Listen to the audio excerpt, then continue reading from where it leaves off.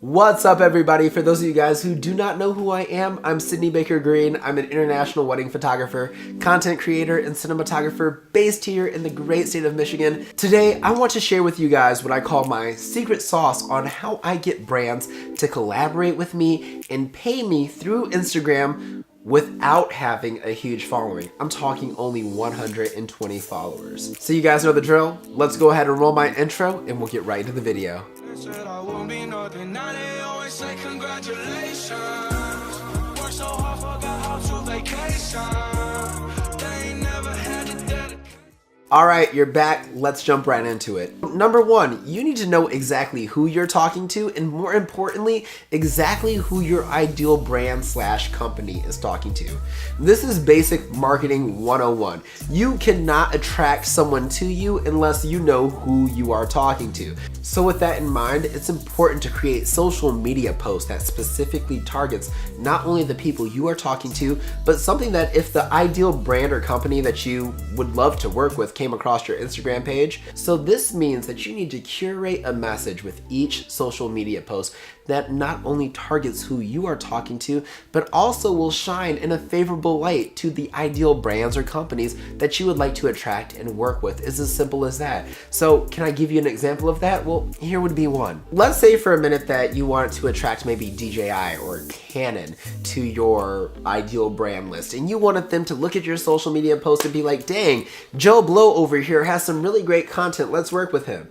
Well, you obviously wouldn't be posting things about, oh, I think the Tamron lenses are the best lenses in the world, so on and so forth. You would be posting things that would be reflecting Canon in a positive light. And we'll get more into that later, but you see where I'm going. Or if you're DJI and you want to sell somebody a gimbal, you wouldn't be talking about the importance of learning how to hand shoot. You'd be talking about the importance of learning how to use a gimbal. It's fine-tuning your message just a little bit so that it shines in a positive light with your respective brand. Number two is to create good content, and then in a little side note of the product if you can, and then you need to holler back. What do I mean by that? Well, creating good content is subjective. The main thing that I want you to take away from this is simple.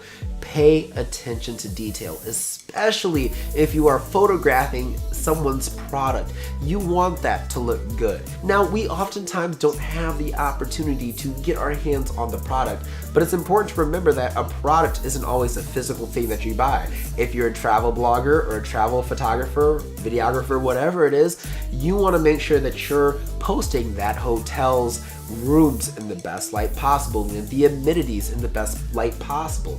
It's as simple as that. And when I say holler back, I mean tag them. Let them know you were out there doing what you were doing, that you really like their brand, you really stand behind what they're doing, and that you care exactly about what they stand for. That's really important for these content creators out there. Number three, I want you to flex the knowledge of your craft. The specific post that I'm referencing that got me the collaboration that I have in mind right now was a post where I was flexing my knowledge of photography. I was talking specifically about the purpose of each lens that I use, why it's important, and why you need to use it as well. You need to be an expert in your area, and you also need to be able to influence people to buy into your vision in your dream, because these brands need someone who can convince other people to buy into their vision and their dream. So sometimes that's not as simple as saying, hey, I'm Canon, buy into my vision. Sometimes it's as simple as, hey, I'm Peter McKinnon, you guys all love me. Guess what? I love Canon. I need you to buy into Canon because I love Canon. That's how these brands are thinking. That's exactly how you want to position yourself. And sometimes you just gotta flex your knowledge a bit and let them know you know exactly what you're talking about, even if you don't have 1.2 or 9 million followers like Kendall Kardashian or whoever the recent Kardashian is who can fart on a book and sell 1 million copies like Oprah. Now, the last 2 points that I have for you are going to be when it happens, being prepared for that. Now, there's 2 possible scenarios. They reach out to you or you reach out to them. So let's say they reach out to you. What do you need to do? I need you to be prepared. What do I mean by that? I need you to know your pricing. First and foremost, know exactly what it is you're going to want to charge to create content for a brand based off of many different scenarios, because they're going to want to know that up front. And second of all, I need you to know what exactly you can offer to them. This is not about you. This is about the brand. And furthermore, I need you to ask questions about the brand's vision, because that's really gonna help you for this entire content creation project. You are going to need to know exactly what it is that these brands are looking for. And the best way to get to know somebody and to let them build trust into you is to let them talk about themselves a little bit more. But let's say they don't reach out to you. What can you do?